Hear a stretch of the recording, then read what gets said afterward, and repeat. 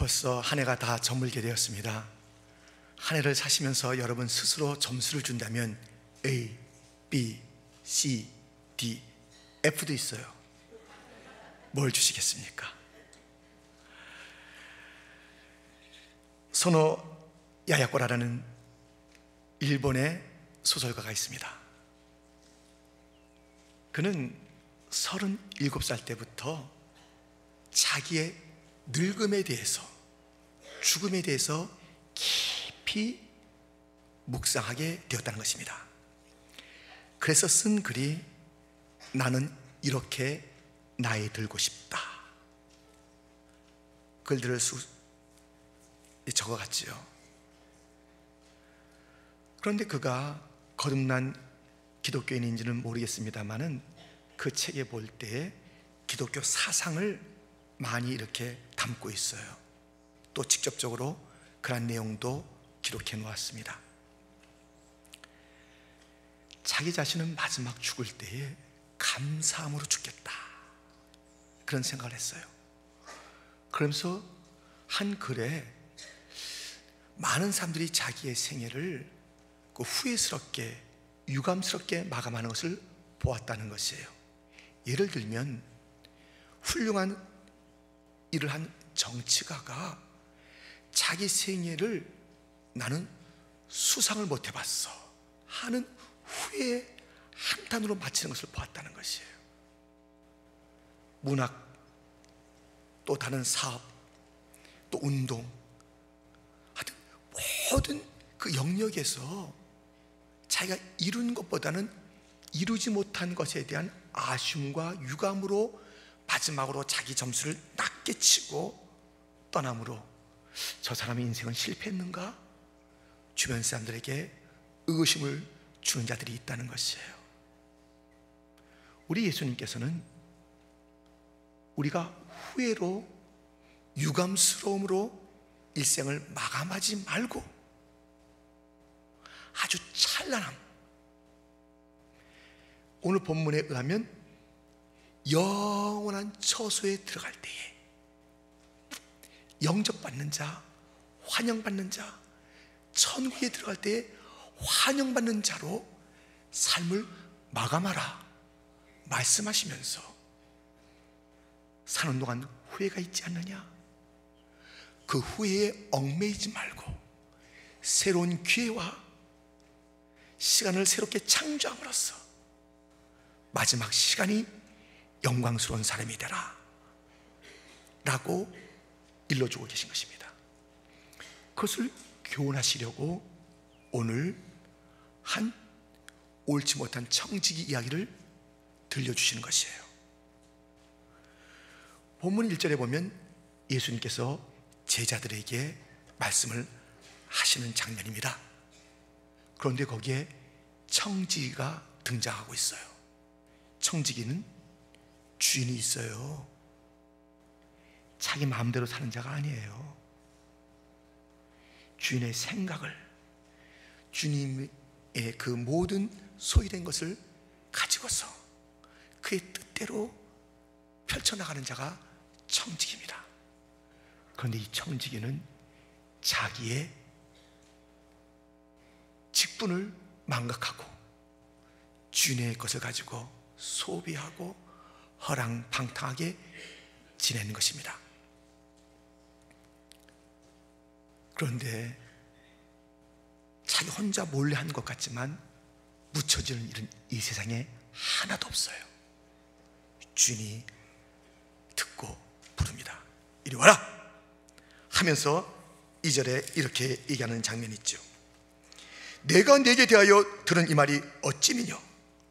내 보돈일을 세마라. 청지기 사물을 계속하지 못하리라. 무엇입니까? 내 보돈일을 세매라. 정리해. 너 해고야. 파이어. 통보라는 것이에요. 우리 모두에게 다가올 일이 이것입니다. 이제 계산하자. 내 인생을 세매보자. 이 날이 있어요. 로이드 존슨 목사님이 지난 세기에 온 세계에 큰 영향력을 끼쳤습니다. 앞으로도 그럴 것이에요. 이미 하늘에 가신 분이지만은 영향력이 대단해요. 그의 설교, 그의 글, 그의 신학 사상. 누군가 물었어요. 로이드 존슨 목사님은 성령을 깊이 연구하고 설교도 많이 하시고 말할 수 없는 그 기독교적인 생애를 살아오시는데 가장 중요한 기독교의 단어는 무엇입니까? 심판, judgment. 심판이야. 심판이라는 단어가 내 모든 것을 감싸고 있었고 그것이 내 중심 사상일세. 심판이 있다는 사실은 어떤 에게는 소망이요, 어떤 에게는 두려움일 것입니다. 그러나 한 번 죽는 것은 사람에게 정하신 것이요 그 후에는 심판이 있으리니 아무도 이 심판을 비껴갈 수가 없습니다. 자, 이제 계산하자. 내가 내게 준 시간과 내가 너에게 허락한 모든 것을 가지고 너는 일생을 살았다. 계산해 보자. 그날이 있어요. 그날이 여러분에겐 어떤 날이 될 것 같습니까? 지금 이 청지기에는 해고의 날이에요. 잘못 살았다는 것이에요. 그래서 그는 이러한 당황 속에 놓이게 됩니다. 3절에 보니 청지가 속으로 이르되 주인이 내 직분을 빼앗으니 내가 무엇을 할꼬? 땅을 파자니 힘이 없고 빌어먹자니 부끄럽구나. 이제 해고 이후에는 자기 할 일이 없다는 것이에요. 깜깜한 시간만이 기다리고 있는 것이에요. 자기 나름대로 좋은 시절은 다 갔어요. 빌어먹기도 힘든 그런 인생을 눈앞에 두게 되었습니다. 그런데 이렇게 옳지 못하게 산 청지기가 해고 통보를 받았고 그 후의 삶이 뻔하게 어둠이요 눈물이요 탄식의 시간밖에 기다릴 것이 없는 이 청지기가 인생의 대반전을 이루게 됩니다. 4절 말씀, 내가 할 일을 알았도다. 이렇게 하면 직분을 빼앗긴 후에 저희가 나를 자기 집으로 영접하리라. 주인에게 해고당한 후에 사람들에게 환영받는 삶이 있다는 것이에요. 새로운 기대감을 갖게 됐습니다. 놀라운 것을 바라보게 됐습니다. 많은 사람들에게 환영받는 삶, 새로운 기대감이 있는데 그 기대감 앞에 있어야 될 것이 무엇인지 아세요? 새로운 행동이에요. 무엇을 기대하십니까? 거기에 걸맞는 행동을 하십시오. 윌리엄 캐리는 이렇게 말했습니다. 하나님으로부터 위대한 일을 기대하라. 하나님을 위해 위대한 일을 시도하라. 윌리엄 캐리는 구두수성공이었습니다. 그렇게 하루하루 자기 짭을 가지고 사는 성실한 사람이었어요. 그런데 보다 위대한 것을 꿈꾸게 되었습니다. 하나님을 알지 못해 죽어가는 자들에 대한 그 비참함이 자기 가슴을 매게 한 것입니다. 하나님만 만난다면 저들의 생애가 달라질 텐데, 하나님의 복음을 듣는다면 저들이 천국갈 수 있을 텐데, 그 거룩한 부담감, 그래서 이 하나님을, 이 복음을 전하리라 큰 기대를 갖게 됐습니다. 새로운 드림, 새로운 비전, 그는 갖게 되었습니다. 그러면서 그는 위대한 하나님의 일들을 기대하면서 위대한 사역을 시작한 것입니다. 저만하면 인도에 갔습니다. 그들의 언어, 성경으로 그들의 언어가 갖고 있지 아니하기 때문에 성경을 번역하는 그 일, 복음을 전하는 그 일, 당장에는 열매가 없는 것 같아도 위대한 꿈이 있었기 때문에 행동 하나 하나가 위대한 행동이 아닐 수가 없었습니다. 여러분,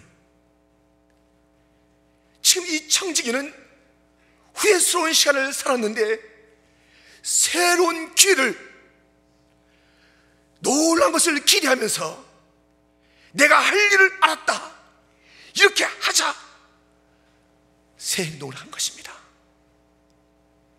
후회의 시간이 많습니까? 그것으로 인하여 너무 가슴 아파하지 마시고 새로운 것을 기대하십시오. 새로운 것을 기대한다면 새로운 행동을 하십시오. 청지기를 보십시오. 그 하나 행동이 무엇일까요? 5절부터 주인에게 빚진 자를 낱낱이 불러다가 먼저 온 순서부터 묻습니다. 내 주인에게 너 얼마나 빚졌느냐?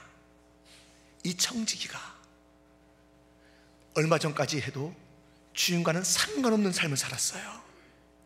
자기 자신이 누군지를 깨닫으면서 자기 주인을 의식하게 된 것이에요. 내 주인에게, 자기의 주인의 이름을 부르면서 자기의 존재가 어떤 존재인가를 깨닫고 새로운 행동을 하는 것입니다. 그런데 그 행동이 뭐예요? 너 빚진 거 얼마냐? 기름 100마를 졌는데요, 그 50이라고 쓰자. 넌 어때? 100석의 밀을 제가 빚졌는데요, 80이라고 쓰자. 이렇게 깎아주는 것이에요.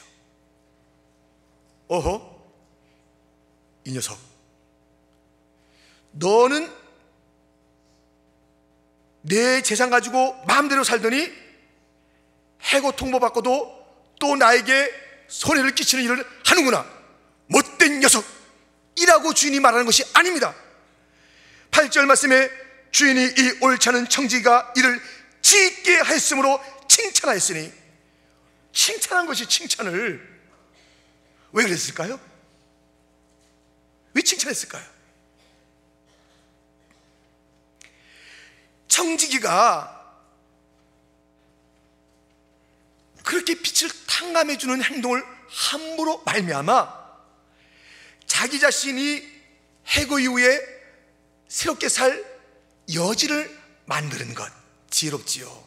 옳지는 못해도. 그리고 부담감에 눌려있던 사람들에게 엄청난 것을 탕감해 주었지요. 뿐만 아니라 지금 남자들도 그렇지만요, 이 당시엔 더더욱 그랬어요. 남자들이 갖고 있는 욕심, 명예, 돈이에요. 이 사람은 부자라고 소개되고 있지 않습니까? 돈은 많은데 사람들에게 명성, 영예를 얻을 기회가 없었어요. 그런데 이 청지기가 그렇게 빛을 탕감해 주면서 주인인 자기까지 넉넉한 사람이라는 명예를 안겨주는 일을 하는 것이에요. 그래서 지혜롭구나 칭찬하는 것이에요. 그런데 이 비유를 말씀하시면서 안타까움이 우리 주님에게 있는 것이에요. 이 세상 사람들도, 이 시대에 속한 자들도 어떤 일을 후회스럽게 했어. 그렇다면 거기서 머물러 가슴만 치지 아니하고 무엇인가 새로운 미래를 향한 기회를 창출하고 새로운 것들을 향해서 행동을 하는데, 빛의 아들들이라고 일컫는 제자들아, 성도들아, 너희들은 지난날에 아쉬운 것이 있느냐? 후회스러운 일들이 있느냐? 왜 남은 시간을 기회로 삼아서 새로운 것을 기대하고 새로운 행동을 하지 않느냐? 왜 너희는 세상의 아들들보다 못하느냐? 안타까워하는 말씀이 있지 않습니까? 그래서 8절 하반절에 이 세대의 아들들이 자기 시대에 있어서는 빛의 아들들보다 더 지혜로움이니라. 빛의 아들들아, 다시 한번 이 세대의 아들들보다 지혜롭게 살아라 말씀하고 있는 것입니다. 어떻게 하는 것이 빛의 아들들답게 지혜롭게 사는 것일까요? 에베소서 5장은 우리에게 이렇게 일러주고 있습니다. 너희가 전에는 어둠이더니 이제는 주 안에서 빛이라. 빛의 자녀들처럼 행하라. 그런즉 너희가 어떻게 행할 것을 자세히 주의하여 지혜 없는 자같이 말고 오직 지혜 있는 자가 지하여 세월을 아끼라.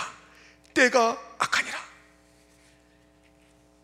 지금까지 너희가 세월을 아끼지 않았다. 지혜로운 빛의 자녀의 삶을 살려면 세월을 아끼는 삶을 살아라.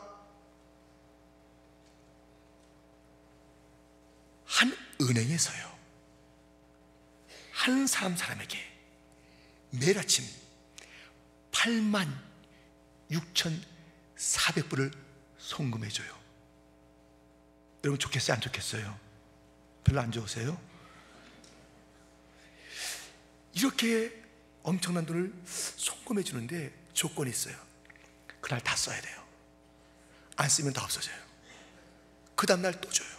안 쓰면 없어져요. 그럼 우리가 어떻게 하든지 자신과 자녀와 또 선한 일, 여러 가지 일들 위해서 쓰지 않겠습니까?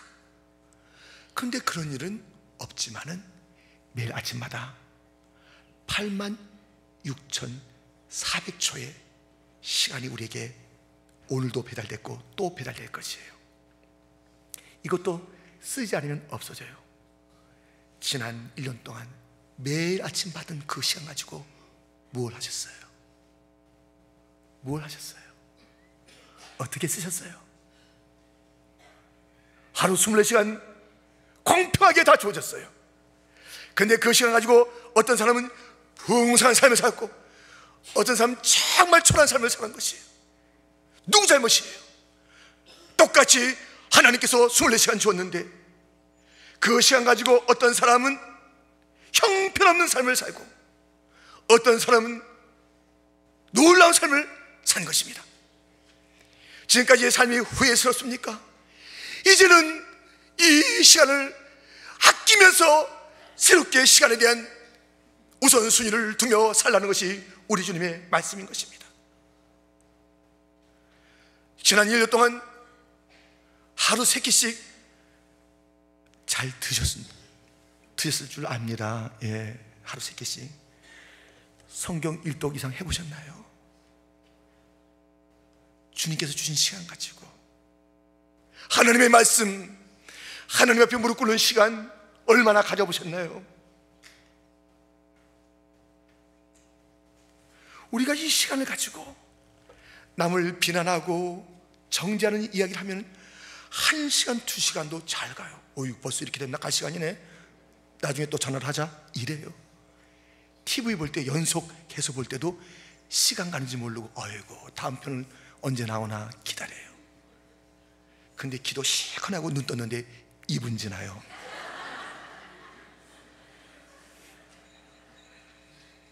여러분, 우리 주님, 예수님 생각해 보세요. 언제나 삶의 우선순위가 하나님과의 교제였어요. 새벽 미명에 한적한 곳에 가서 그 자신도 하나님 본체를 갖고 계시기 때문에 그럴 이유는 없지만 기도의 무릎을 꿇으시면서 하나님을 향해서 아바, 아버지, 아빠, 아빠의 소원이 무엇입니까? 오늘 제가 어떻게 살까요? 아빠에게 묻고 살았습니다. 우리는 모든 것에 주인이 있고 우리는 청직이 있는데 우리의 시간은 결코 우리의 마음대로 계획할 수 있는 것이 아님에도 불구하고 마음대로 짜고 마음대로 계획하고 하나님을 위한 시간은 어디에 있는 것입니까? 이제 우리는 이 시간을 새롭게 해야 돼요. 다가오는 새해에 가장 중점을 줄 것은 너희 먼저 그의 나라와 그의 일을 구하라 하신 주님의 말씀을 쫓아서 하나님 앞에 첫 시간을 드리고 기도의 시간을 더 확보하고 하나님의 말씀이 내 가슴에 가득 차고 하나님과의 교제가 더 신령한 교제가 깊어지는 이 일에 새로운 우선순위가 있기를 주님의 이름으로 축원드립니다. 우리가 안식일을 지키는 것이 아닙니다. 안식일을 우리가 지키는 것이 아니라 안식일이 우리를 지켜주는 것이에요. 우리가 안식일을 잘 지켜보세요. 그러면 우리의 삶이 달라지는 것이에요. 우리의 우선순위를 다르게 해보세요. 하나님의 말씀을 묵상하는 것을 메디테이션, 이 메디테이션과 약이라는 메디스는 같은 어원을 가진 라틴어입니다. 우리가 하나님 앞에 묵상하면 묵상할수록 좋은 보약을 얻어서 우리의 육신이 강건해진 것처럼 영원히 힘을 얻게 되는 것이, 도대체 우리가 하나님의 말씀과 기도의 시간에 우선을 두지 아니하고 살았던 그 인생들, 그 시간들이 얼마나 많았습니까? 이제는 그 후회는 다 접어두시고, 주여 새해는 제가 하나님과의 교제를 우선하겠습니다. 말씀을 사모하겠습니다. 기도의 무릎을 꿇겠습니다. 헛된 것에 내 대화, 내 언어를 쏟지 않겠습니다. 전화를 붙잡고 나서 사람에 대한 이야기하고 비난하고 그런 이야기로 내 인생을 채우지 아니하겠습니다. 내가 연속극 보는데 시간을 보내지 아니하겠습니다. 세상 것을 펼쳐놓고 세상 소문 듣는 데에 내가 인터넷 보는데 시간을 내가 그렇게 집중하지 아니하고 하나님에게 집중하는 삶을 살겠습니다. 지혜 있는 삶이란 하나님께 집중하는 삶입니다. 세월을 아끼십시오. 깨어서 기도하십시오. 우리가 성도의 삶은 깨어서 기도하는 삶이라고 누구든지 찬양하고 누구든지 고백하지만, 믿음은 선언에서 끝나는 것이 아니요 찬양에서 끝나는 것이 아니요 참된 찬양이 되기 원한다면 찬양의 가사대로 순종하는 것이요 삶을 사는 것이요, 우리의 믿음의 고백이 아무리 화려한다 할지라도 그 믿음의 고백대로 살 때 믿음이 믿음인 것이지, 행동이 되지 않은 믿음은 죽은 믿음이요 헛된 찬양이 될 것입니다. 사랑하는 찬양대 여러분, 사랑하는 성도 여러분, 자다가 깰 때가 되었다. 깨어서 기도하다가 주님을 맞이하겠다. 참고 기다리겠다 찬송했다면, 적어도 우리의 찬양대의 삶은 깨어있는 자가, 참고 기다리는 자가, 그 삶이 그 찬양을 입주하는 자가 되기를 축원합니다. 믿음을 보여주십시오. 깨어서 기도하는 것이 우리의 믿음의 우선인 것을 안다면 그러한 삶을 보여주십시오. 오늘 구절 말씀은 이렇게 말씀하고 있습니다. 내가 너에게 말하노니 불의의 제물로 친구를 사귀라. 그러면 없어질 때에 저희가 영원한 처소로 너희를 영접하리라. 영원한 처소에 영접되는 인생, 이것이 우리의 주님께서 주신 고리예요. 에베레스트 산을 정복하겠다는 사람, 남산 올라가면서 불평하지 않아요. 자그마한 산 올라가다가 막 포기하지 않아요. 목표가 있기 때문에 그래요. 우리는 영원한 처소에서 환영받기를 소망하는 비전을 가졌습니다. 그때 들어갈 때에 하나님 아버지, 예수님, 성령님, 믿음의 허다한 증인들이 박수치면서 기다렸다, 잘 살았다, 잘 싸웠다 환영받는 그 인생을 우리가 꿈꾸고 있다면 시시한 것에 의해서 넘어지지 않습니다. 그런데 이러한 삶을 살라는 것이에요. 불의한 제물로 친구를 사귀라는 것이에요. 무슨 말씀입니까? 그래서 이 누가복음 이 말씀, 이 구절이 성경 전체 난제 중에 하나예요. 불의한 재물, 아주 부정한 방법으로 돈을 모은 것을 가지고 친구를 사겨, 그러면 영원한 처소에 들어갈 때 환영받아. 여기 불의한 재물이라는 뜻은 나쁘게 번 돈이라는 의미가 아닙니다.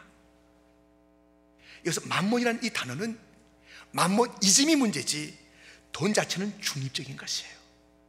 그런데 이것은 주님을 위해서 쓰지 않으면 다 불의한 세상에 불의하게 쓰이게 돼 있어요. 세상 재물 가지고 친구를 사귀라는 그 뜻은, 불의한 재물이라는 것은 세상에 있는 재물, 잘못 쓰면 불의한 대로 흘러 이 재물을 가지고 친구를 사귀라. 구원, 구령의 일들을 위해서 이 모든 자원을 쓰라는 것이에요. 1953년도니까 지금부터 60년 전 일입니다. 그때 한 글이 쓰여져 있어요. 이 글은 성공의 신부였던 사람이 쓴 글입니다. 그런데요, 이 글이 지금까지도 유효, 아직까지도 우리가 참 가슴에 와닿는 글이에요. 무슨 글이냐면 생명을 구원하는 구조대. 한 해안가에 구조대가 있어요. 몇 명의 사람이에요. 거기에는 자그만 오두막집 같은 집이 있고요, 그리고 배 하나가 있어요. 구조선이죠. 거기서 배를 타고 나가서 물에 빠진 자를 건져오는 이 구조대가 있었습니다. 너무너무 행복했어요. 하나 둘 건질 때마다. 그럴 때 누가 그래요, 우리 좀 좁지, 좀 넓히자. 좀 불편해. 그리고 구조에 오는 사람들도 참 불편할 거야. 명분은 그럴듯했어요. 그래서 넓혔어요. 근데 또 좁아요. 우리 좀 넓히자. 사람들이 오면 좀 푹신한 의자에 침대에 누도록 하자 하면서 좋은 가구들이, 그리고 좀 더 커지는 구조대의 건물을 갖게 됐습니다. 그런데 문제는 무엇이냐면, 거기 있는 구조대들이 숫자도 점점 늘면서 그 안에서 즐기는 거예요. 구조하러 나가는 사람 배는 여전히 낡은데 가서 구조해 오라. 몇몇 사람, 그 일에 또 헌신적인 사람만 내보내는 것이에요. 나머지 사람들은 거기서 지내요. 사교 클럽 같아요. 그러다가 큰 배가 난파해서 사람들을 많이 데리고 올 때에 여러 사람들이 들어오요. 아이고 냄새난다, 냄새나. 여기 깨끗한 침대 이게 뭐야 하면서 막 귀찮아하는 것이에요. 우리 이럴 바에는 좀 열심히 있는 사람들에게 다른 건물을 줘주자. 그리고 그들에게 구조에 전념하도록 하자. 우리 시설 좋은 데서 우리가 자꾸만 이렇게 더럽혀질 수 없지 않느냐 하면서 구조대는 점점 커진 데서 사교 클럽 같이 지내고, 몇 명의 사람만 또 옛날처럼 조그만 집에서 구조선 하나 가지고 사람을 구하는 일을 하는 것이에요. 그런데 여기서 양심적인 사람이 얘기를 합니다. 여보시오, 우리가 구조대라는 이름이 좀 너무나도 민망스럽습니다. 여기서 우리가 구조로 나가지도 않는데 이 구조대라는 이름을 바꿉시다. 아닙니다. 어떻게 구조대라는 이름을 바꿉니까? 그 이름은 가집시다. 이름은 구조대인데 여전히 자기들밖에 몰라요. 여전히 자기들의 가구는 새 것이에요. 카펫은 날마다 바뀌는 것이에요. 저런 것을 먹어요. 그러면서 거기에 파송됐던 자그마한 집에 자그마한 낡은 구조선을 가지고 활동하는 자들이 점점 커지니까 똑같이 사교 클럽이 돼버리고, 또 조금 헌신된 자들을 내보내고 그러면서 계속 큰 사교 클럽 같은 구조대원들의 집들은 즐비하나 그 해안선에는 죽은 자들이 즐비하더라. 이것이 오늘 교회의 모습 아닙니까? 교회는 구조하는데, 자기 자신을 위해서 사용하는 데가 아니에요. 가장 극소화된 것만 자기 자신을 위해서 사용할 뿐이요, 전적으로 구조하는 일에 쓰임받아야 되는 거예요. 전도하는 일에 쓰임받아야 되는 것이. 우리 교회가 주님 앞에 갈 때에 잘했다 퀸즈 장로교회야, 너희가 구령의 열정을 가졌구나, 너희는 변함이 없어서 우리의 주님 앞에 그런 환영받는 자, 우리의 믿음의 선배들이 걸어갔을 때에 피를 흘리며 눈물을 흘리며 어떤 희생이 있어도 불편함이 있어도 그것을 문제 삼지 않냐고 자연수하며 갔던 그 길, 부름받아 나서리면 어디든지 가오리라, 악을 고짝 빈들에도 어디든지 가오리라. 그곳에서 예수의 복음을 전하다 죽는 것을 명예로 알고 그것을 기쁨으로 알고 쓰러져갔던 모든 자들이 기다리는 그곳을, 영광스러운 그곳을 환영받으며 가려면은 사교 클럽 같은 그런 삶을 살아서는 안 되는 것이고, 자기 자신을 위해서 사는 그런 교회가 돼서는 안 되는 것이고, 옛날에 우리가 초창기에 있다는 전도의 열정을 품었으나 도대체 전도의 회장이 무엇을 하는지 그 정체성을 다 잃어버리고, 도대체 교회가 무엇을 하는 것인지 구원의 방지 역할을 잃어버리고, 우리에게 주어진 모든 차원을 자기 자신만을 위해서 쓰며 주의 복음, 하나님의 나라를 위해서 쓰지 않는 그 일들이 어찌 의로운 재물이라 할 수 있겠으며 어찌 그것이 참된 차원이라 할 수 있겠습니까? 어떤 사람이 대학에서 기말고사를 친 거예요. 그런데 그 리포트를 내게 됐어요. 리포트가 50점이에요 50%예요 참 중요하잖아요. 그래서 리포트를 다 이제 준비해가지고 냈어요. 교수님이 평가합니다. 구성이 좋았음, 내용 자료가 좋았음, 잘 정리했음, F. 내가 원하는 대로 하지 않았음. 여러분, 우리가 보기에 좋은 거 다 해도요, 그 점수 주님께서 주시라고 생각하지 마세요. 복음을 위해서 살지 않으면 F예요, F. 교회가 복음을 위해서 살지 아니하고 죽어가는 영혼을 위해서 살지 아니하면 우리도 그래서 건진받은 자들인데, 우리가 건진받아 놓고 우리는 따뜻하게 지내겠다 그러고 우리는 좋게 지내겠다 그러면은 그게 교회입니까? 우리 교회가 구령의 열정을 잃어버린 건 아닙니까? 에어컨 나오고 히터 나오는 곳에서 구령의 열정을 잃어버린 교회는 아닙니까? 전대 회원들이 무엇을 하는지 알지 못해서 갈질자를 걷는 그런 교회는 아닙니까? 우리에게 주어진 이 자원들을 어떻게 쓸지 못해서 우리가 방황하는 그런 교회는 아닙니까? 다시 본질로 가야 합니다. 다시 새로워져야 합니다. 구령을 위해서 살아야 합니다. 영혼을 위해서 살아야 합니다. 그럴 때 주님께서 환영하실 것이고, 많은 믿음의 복음을 위해서 피 흘린 자들, 언더우드 선교사님, 우리가 감격적으로 볼 것입니다. 복음 하나 위해서 자기의 일신을 버렸던 주기철 목사님, 우리가 눈물로 맞이하게 될 것입니다. 복음에서 살았던 목숨을 받던 바울을 우리가 그렇게 볼 것입니다. 주님 제자 거꾸로 갔다라는 그 베드로의 거꾸로 십자가 진 그분을 우리가 기쁨으로 부끄럽지 않게 맞이하려면 우리의 생애가, 우리의 삶이, 교회의 삶이 복음 중심의 삶이 되어야 되는 것이고, 영혼을 위한 삶이 되어야 우리가 영원한 처소에 환영받는 교회요 성도가 될 줄 믿습니다. 후회스러움, 저에게 가장 후회스러움이 무엇이냐? 올 한 해 내가 이런 목회 저런 목회 못한 것이 후회스러운 것이 아닙니다. 하나님과 깊은 교제를 더 하지 못한 것이 저의 슬픔이요 후회입니다. 하나님, 제가 2014년에는 이런 목회하겠습니다, 사람들에게 이렇게 하겠습니다, 이것이 저의 큰 목표가 아니라 하나님 앞에 더 무릎 꿇겠습니다. 우리 각자가 하나님 앞에 무릎 꿇으면 하나님께서 지혜도 주실 것이고 다른 것도 채워줄 줄 믿습니다. 구원을 위해서 우리가 희생하는 교회가 된다면 하나님께서 모든 것을 부어줄 줄 믿습니다. 무엇이 없는 것에 발을 동동 구르는 교회가 되지 말고, 예산 부족만 바라보지 말고 바라봐야 될 영혼을 바라보면서 힘쓸 때 하나님이 채워줄 줄 믿습니다. 저도 예산 바라보며 가슴 콩콩 뛰는 그런 목사가 되지 말고 죽어가는 영혼을 바라보는 목사가 될 수 있는, 본질을 회복하는 목사가 될 수 있도록 기도해 주시기를 바랍니다. 그러한 교회가 됩시다. 기도하겠습니다.